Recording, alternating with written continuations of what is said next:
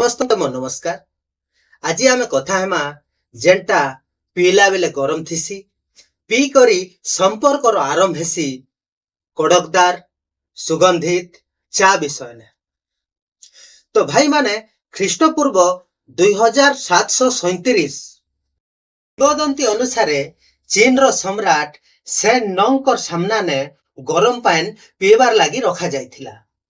पवन रे उड़ी आसी करी केतेटा पतर से गरम पानी रे पड़ला। पानी रो कलर बदली गला, सुगंध बाहरला। तापरे सम्राट से पानी के पीले। पीला परे ताजा और फुर्ती अनुभव कले। इटा के दुनियार प्रथम चा बोली करी माना जाइसी। वर्तमान दुनिया ने सबुठारु बेसी पिउथिबा पानीय भितरे 2 नंबर ने अच्छे चा, 1 नंबर ने पाइन अच्छे। आमर आड़े टिके चा पीबार लगी आसबो। इटा हेला सामाजिक जीवन रो गोटे साधारण निमंत्रण।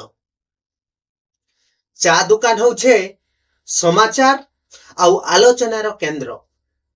तो वर्तमान में आपण मान के कहमी जे केन केन टाइम रे केन केन सीजन रे केन केन चा पीबा के लोग इच्छा करसों।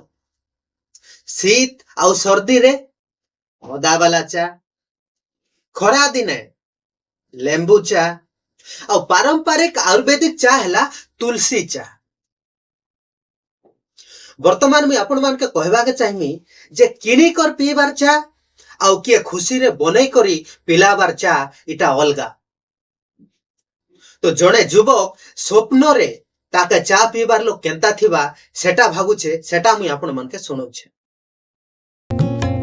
मुई पहातिया नु उठला बेल के चाहा कपे देता।